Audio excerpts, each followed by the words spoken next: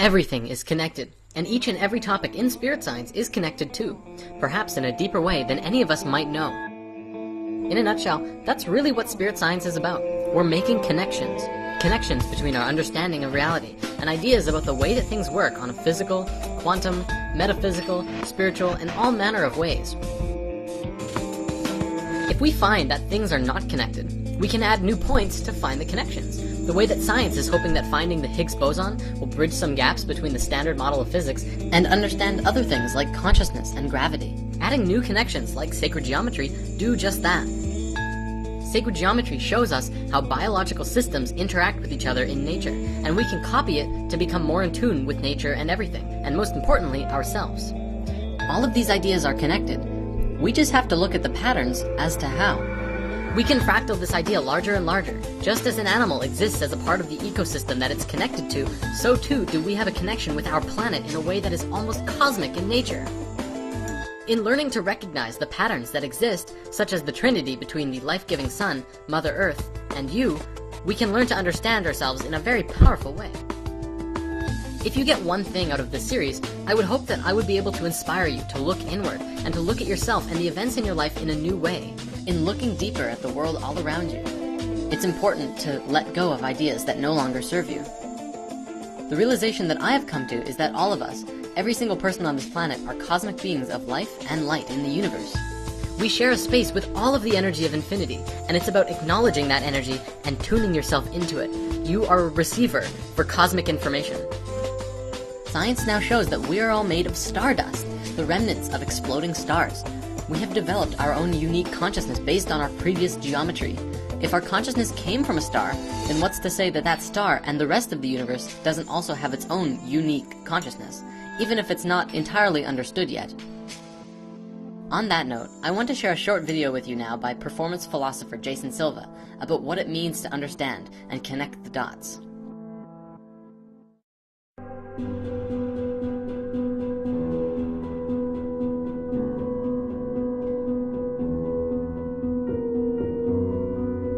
Understand is to perceive patterns. Now, of course, what this means is that true comprehension comes when the dots are revealed and you get Stephen Johnson's long view and you see the big picture. There's this idea about patterns, recurring patterns across different scales of reality. You know, Paul Stamets talks about the mycelial archetype and how the information sharing systems that comprise the internet look exactly like computer models of dark matter in the universe, look exactly like the neurons in a brain. They all share the same intertwinkle filamental structure. It's the rise of networkism as big data advocates talk about how man-made systems are looking exactly like natural systems. The more we can measure, the more we can visualize, the more it expands our consciousness by seeing these recurring patterns across scales of reality. It blows my mind, and I think that technology increasingly is becoming an expander of human consciousness. It extends our thought, reach, and vision, and revealing so much more. It's like, whereas once I was blind, now I can see.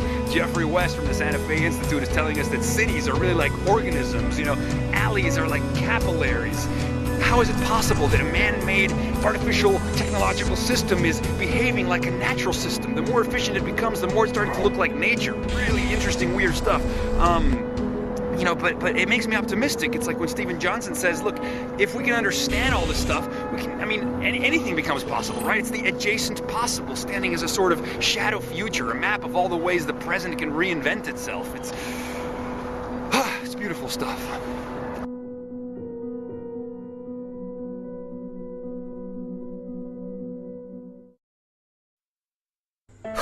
Now, let's take this one step deeper because I know there's one aspect about this that a lot of people are hesitant about. It's the use of this word, spirit, in conjunction with this word, science. Many people feel that these words need to be kept separate, although I will share that in my experiences, I've learned that magic can happen when powerful energies come together. In fact, it's the very nature of physics and our own sun. Our sun is a fusion reactor, which provides all of the energy and life for the entire planet, whereas fission, on the other hand, has been used to blow up and demolish entire cities. So, which do you really prefer? I find it really interesting too, as the discussion of God has been the most sought discussion of our evolution and history for thousands of years. Ideas like God, Source, Spirit, and Essence are all ideas that can be used to expand our perception of everything in the universe to a broader, more encompassing understanding.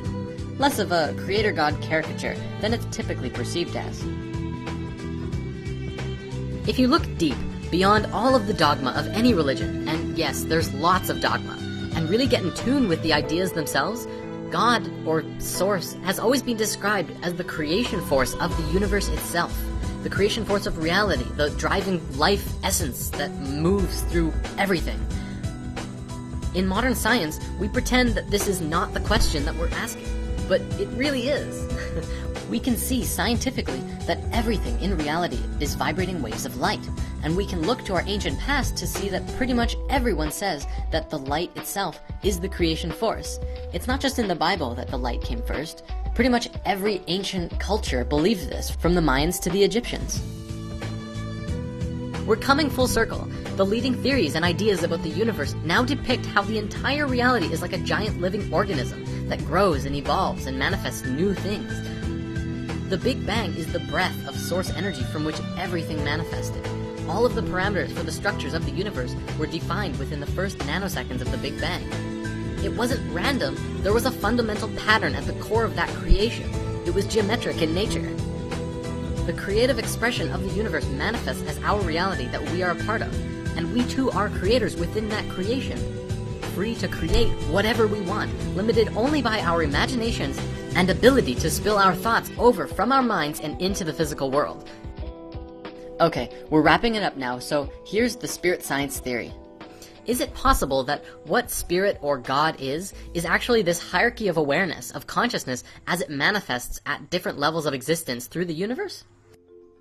Consciousness itself is not this extrapolated aspect of the universe that we just so happen to inhabit, nor is it only subject to exist through biological life, but rather, the whole of the universe itself is conscious, and that is how it exists in the first place.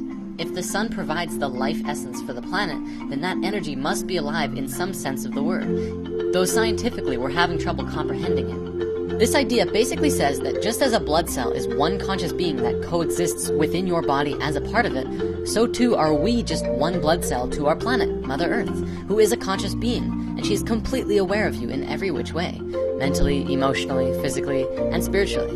You're a part of her. You're part of her system. Do you not feel it when your stomach hurts or when you scrape your arm?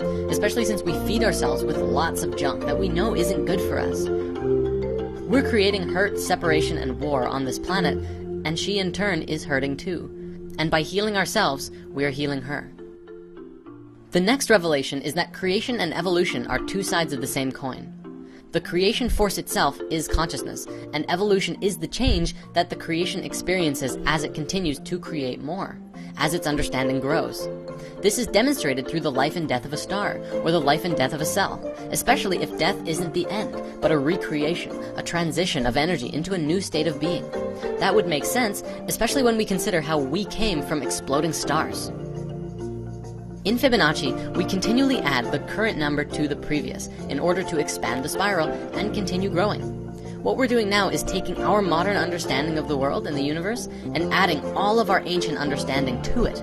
The ancients told us that God existed within, and the keys to the universe lie in our hearts. Jesus and Buddha taught that through love, we can become the gods that we truly are.